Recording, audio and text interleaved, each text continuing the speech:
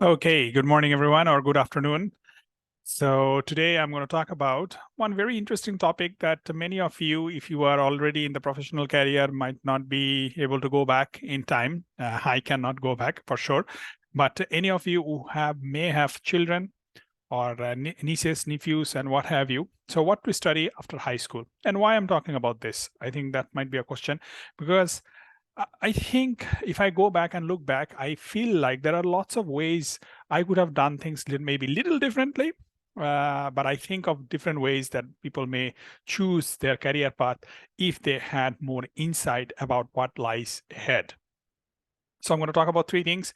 Number one is blind spot. Number two, what are the industries? And number three are the frameworks, as you can see on this slide. The reason I'm going to do all of this is because what I mean by blind spot is when, as you are thinking about picking a subject just after or in the time at the time of high school, you and I may not know everything that's out there in the wider industry.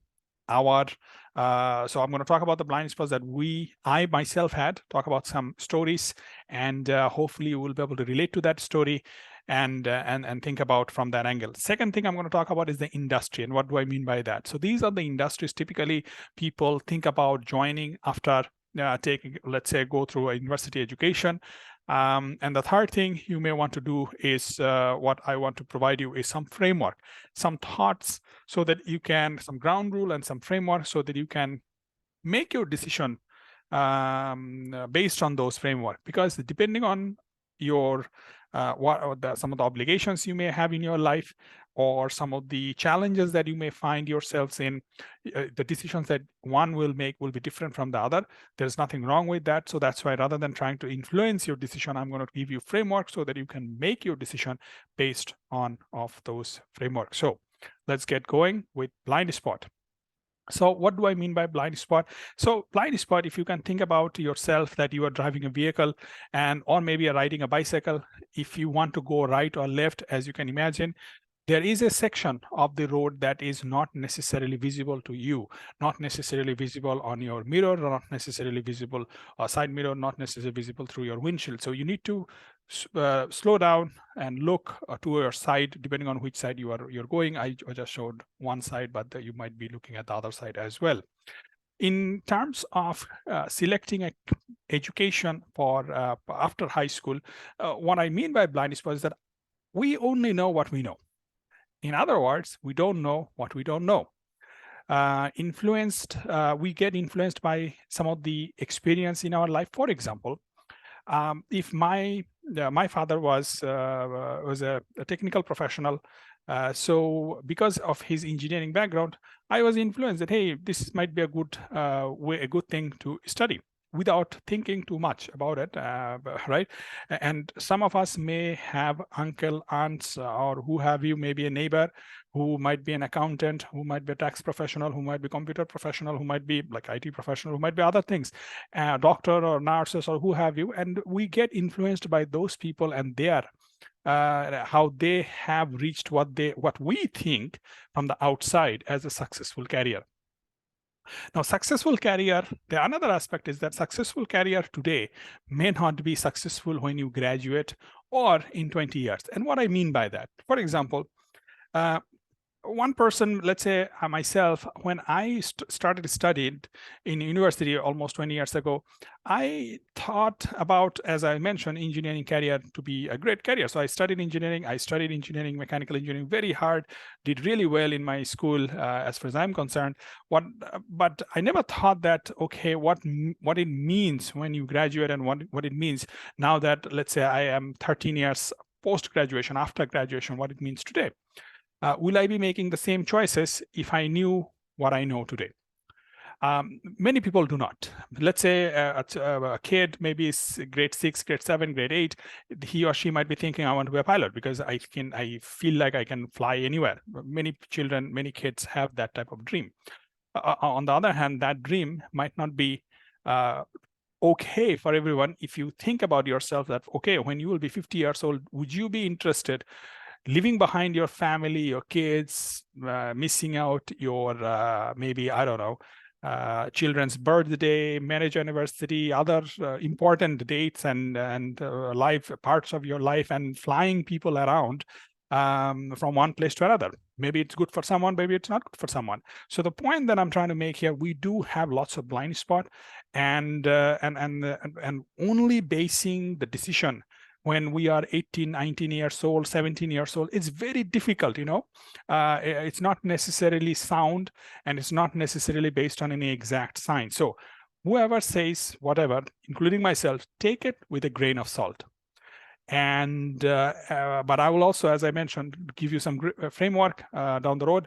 But before I do that, because we just don't know about different industries, not everybody knows about different industries, I'm going to give you a sneak peek to the industries that is out there that you may want to think about as you think about or different types of education that are available. So when it comes to industries, these are some of the main industries many people might be thinking, especially in the context of Canada. So I have listed here mining, oil and gas, utilities, manufacturing, financial services, software, telecommunication. You can put that in a high-tech sector, healthcare, and public services.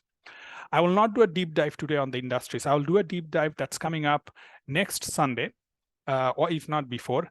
So I will go through each industry that I have listed here, go through some of the companies that are out there, not necessarily I'm promoting those companies, but just so to give you some highlights as to what companies, what are the names associated with that industry, and what are some of the pros and cons. Not necessarily I have understanding or in-depth knowledge about everything, but I do have some understanding about some of the industries here, and I will be able to give you some highlights as to what are some of the pros, what are some of the cons, why you might or might not be interested to go in that route. But the key here is that these are some of the major industries, and whether you are a technical professional, you are an accountant, you want to study nursing, like healthcare professional, doesn't necessarily only means you need to be a medical doctor. You can be doing, let's say, X-ray and ultrasound, and you might be a tech in the healthcare sector. Public service, like you can be a police officer, maybe a tax professional within the public service environment, like working for Canada Revenue Agency, or you might also be working for the military service or providing your services as a Coast Guard. Now, again, I'll go in deep dive in a different video. So stay tuned for that, and click like, subscribe, and hit that bell icon if you want to get more updates like this coming in the near future. Okay, so I'm going to talk about some framework. Why I want to talk about some framework? Because as I talked about, and I will link it back with my with the blind spot conversation. So blind spot and the framework, both are necessary, and understanding, at least some sort of understanding about what are the industries out there, are also critical for you to choose one type of education over the other. Number one, ground rule number one is life is not fair. We don't live in a utopian world. And what I mean by that is that some people have more connections. Let's say they were born in a very connected family. So life is not fair. We have to get over with that. Okay, we cannot think that, oh, how come this guy has all things and I don't. Don't think about that way. Everybody's life is different. We all have very unique and complicated life. Everyone has that. Ground rule number two is that we have to pay our bills, and in order to pay our bills with honesty and integrity as much as possible, what we need to do, we need to earn first. Okay, we are not stealing. We don't want to steal. We don't want to do anything bad. So in order to do all of those good things, we need some framework in order to choose what to study, what to focus on, so that we have not necessarily a good job, but you may be able to open up a good business and you can employ other people as well. So the framework number one is long-term career success depends on longevity or time spent in that career. For example, if I have to move from one industry to another industry to another industry, some people do have that type of career multiple times. Chances are your career will have lots of debts and credits. So what I mean by that, let's say I worked for oil and gas for 13 years. I moved to a new career in utilities recently. That means that even if I bring lots of transferable skill, I will still be required to go through some time in order to understand this new industry. It may take at least few years for me to be fully comfortable in this new environment, how they do things, what they do, and why they do. Okay. So it's so longevity in that career. So picking the right career and staying in that career, not necessarily in the same company. I'm not suggesting that.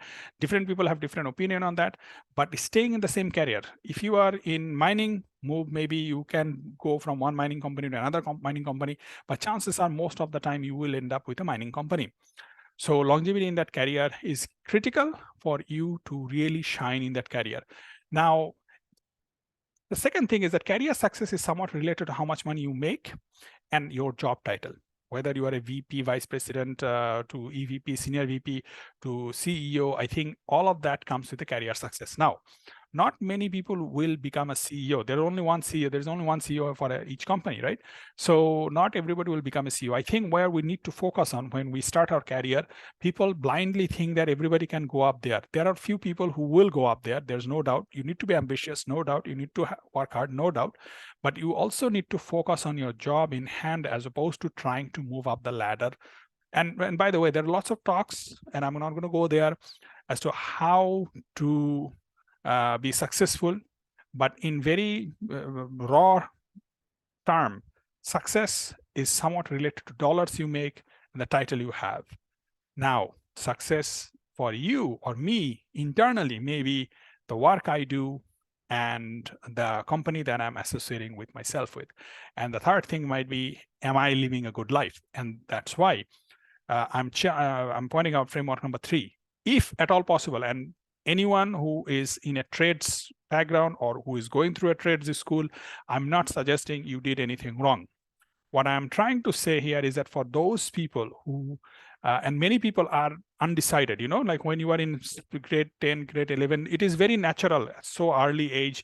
You kind of think, hey, you know what, I just don't know what I want to do. So if that's the condition of your mindset, that you are kind of undecided, I would highly suggest you pick an university degree as opposed to picking a diploma or a 2-year program or something like that. The reason being, down the road, you will have more flexibility if you have an university degree.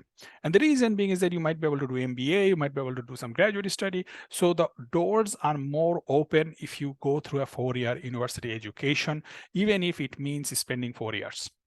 Now, if you have a very good understanding as to what you do, maybe you are really good with hands-on tool, and you want to be a mechanic, you want to be a telecommunication tech, you want to be a computer tech, you want to be a cook, I think that's phenomenal. I think those, you may want to be a tech in the healthcare sector. I think that those are phenomenal career choices, and I'll point out to you is that we love you, we need you, and those career choices are fantastic. And not only, and the reason those are fantastic, and I'll talk about in depth in my video on the industries, is that people who does things with their hands, that will always be valuable, okay, as opposed to people who goes through a university education and then they remain undecided, okay.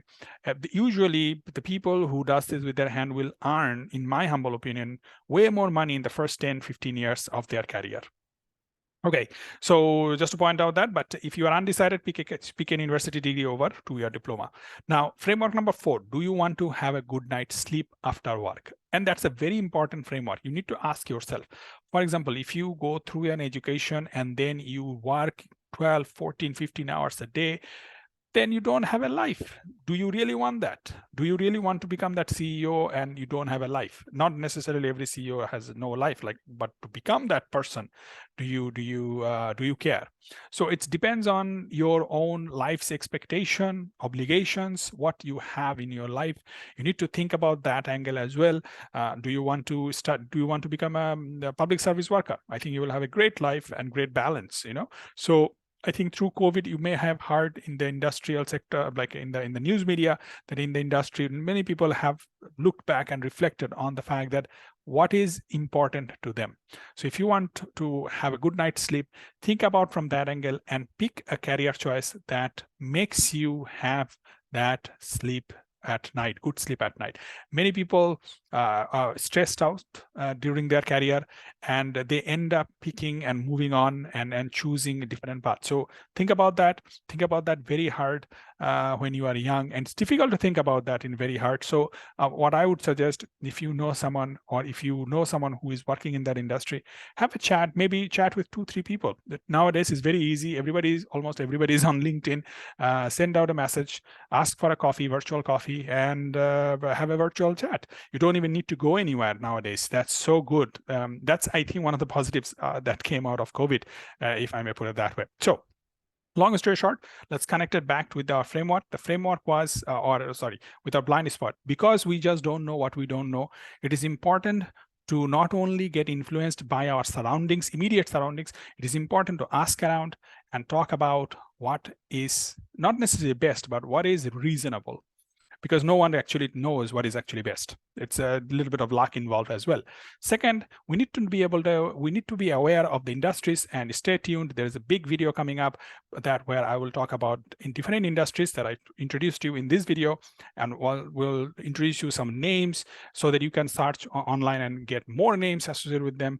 And more importantly, what are some of the pros and cons as I see it about each industry, so that you can select and think about, these are the type of industries out there. And number 4, I provided 4 framework here and 2 ground rule.